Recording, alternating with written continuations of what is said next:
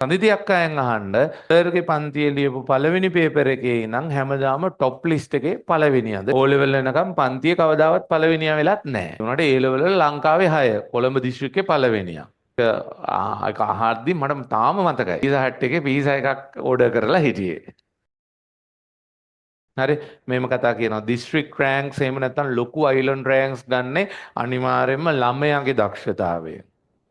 හරි අනිවාර්යයෙන් මේක ළමයාගේ දක්ෂතාවය විතරයි.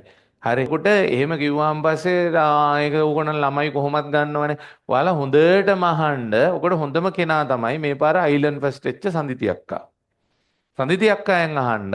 හරි සර්ගේ පන්තියේ ලියපු පළවෙනි පේපර් එකේ ඉඳන් හැමදාම টොප් ලිස්ට් එකේ පළවෙනියද කියලා හැමදාම. හරි හැමදාම টොප් ලිස්ට් එකේ එයා පළවෙනියද කියලා අහන්න. හරි අන්න එහෙම නම් හරි අන්න කිසිම ප්‍රශ්නයක් නැහැ. හරි අන්න ළමයා විසින්ම ඒ දේ කරනවා කියන එක කියන්න පුළුවන්. හරි උදාහරණයක් විදිහට ලංකාවේ 6 වෙනියා වෙච්ච ප්‍රභාෂර අයියා හරි O level වල හරි පන්තියේ පළවෙනියෙක්වත් නෙමෙයි. O level වෙනකම් පන්තියේ කවදාවත් පළවෙනියා වෙලත් නැහැ. හරි ඉතින් ඒ වුණාට A level වල ලංකාවේ 6 කොළඹ දිස්ත්‍රික්කේ පළවෙනියා.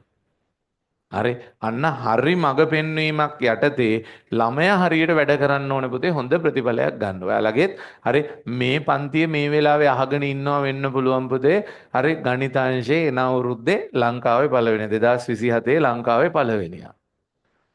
සර් කොහොමද සර් මාව දැක්කේ? හරි හරි එහෙම හිතනවා වෙන්න පුළුවන්. ඉතින් හරි අපි එහෙම ඉනා වෙනව නේද? නෑ ඒක ඔයා try කරොත් ඔයාට බැරි වෙන්නේ නෑ.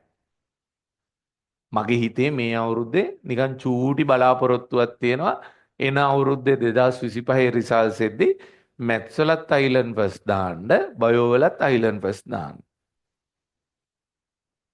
එක්ක දෙන්නම ඉන්න පුළුවන් එක්ක එක්කෙනෙක් ඉන්න පුළුවන් එක්ක නැත්නම් දෙන්නම නැති වෙන්න පුළුවන් හරි හරි ඔක තමයි තියෙන සිද්ධිය මං කිව්වේ මගේ හිතේ අදහසක් තියෙනවා මං එහෙමයි කියලා හිතලා තමයි වැඩ කරන්නේ එතකොට මටත් පොඩි ටාගට් එකක් තියෙනවා එතකොට පළවෙනියා වෙන්න try කරොත් අඩුම තරමේ අයිලන්ඩ් මුල් 10 ඇතුළේවත් ඉඳී හරි දැන් මම ඔය සඳිති අක්කා මේ පාර දිස්ත්‍රික් ෆස්ට් වෙනවා කියලා හිතාගෙන නම් හිටියා.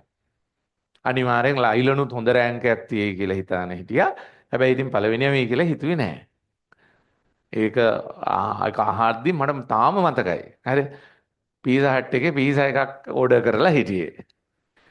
ගෙදර කට්ටිය දා මං හිතන්නේ මොකද්ද මොකක් හරි නිවාඩුවක් හරි නිවාඩුවක් ඉඳලා පොය දවසකද මන්ද පොය දවසකද නෑ නිවාඩුවක් සෙට් වුණා සෙනසුරාදා දවසක් රිසාසාවේ සෙනසුරාදා නිවාඩුව සෙට් වෙන්න හේතුව තමයි හරි නුවර දලදා ප්‍රදර්ශනයේ ඉන්න පන්ති නිවාඩුනේ හරි අන්න ඒකට නිවාඩු දීලා ඉඳිදි තමයි අක්කගේ රිසල්ට් එක මට උන්තරම මතකයි මට පීසා එකේ කෑලි කීයක් කෑවද මතකත් නෑ හරිද තේරුණා නේද කතාව හරි ඉතින් එතනින් වෙනම 100ක් හරි මම ඉතින් ඇත්තම කතාව ඔය මැත්ස් වල අයිලන්ඩ් 6 වෙච්ච ප්‍රභාෂර අයියා නම් සාමාන්‍යයෙන් අයිලන්ඩ් ෆස්ට් වෙයි කියලා තමයි හිතාගෙන හිටියේ